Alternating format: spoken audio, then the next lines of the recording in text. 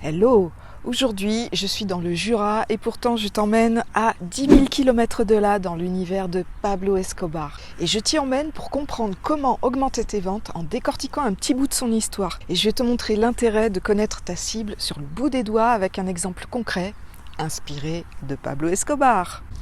Si tu ne me connais pas, je suis Laurence, je suis copywriter et j'aide les entrepreneurs qui galèrent avec leur communication sur le web à vendre leur offre grâce à l'écriture, grâce au copywriting. Allez, tu es prêt à t'évader en Colombie pour améliorer tes ventes ?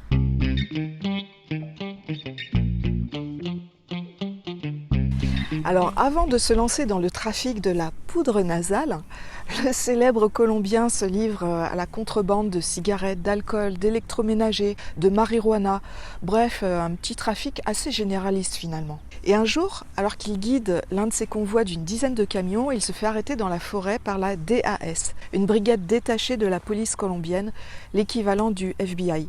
Et elle est réputée, cette police, pour être incorruptible. Alors le général arrête le convoi pour coincer Escobar et sa bande de contrebandiers. Ne bouge pas, on arrive bientôt au point clé de ton écriture persuasive.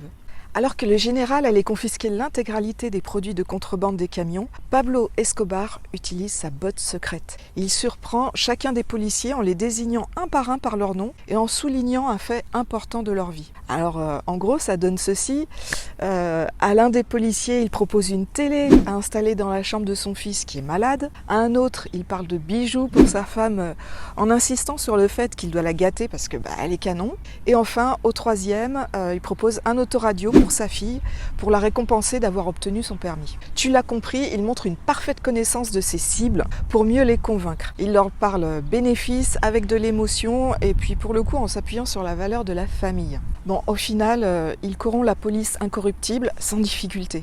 Alors voici le point commun entre Escobar et ton écriture dans l'objectif de vendre. Connaître ta cible sur le bout des doigts, connaître ses habitudes, ses goûts, ses problèmes et lui parler des bénéfices de ton offre en se référant à ce qui la touche, provoque un état émotionnel fort, fait ressortir une sensibilité à fleur de peau, une solution à un problème identifié. Le combo de ces 4 points te permet de capter ton prospect. Tu le sors d'un état rationnel pour le plonger dans son point de blocage et le besoin irrationnel de le résoudre.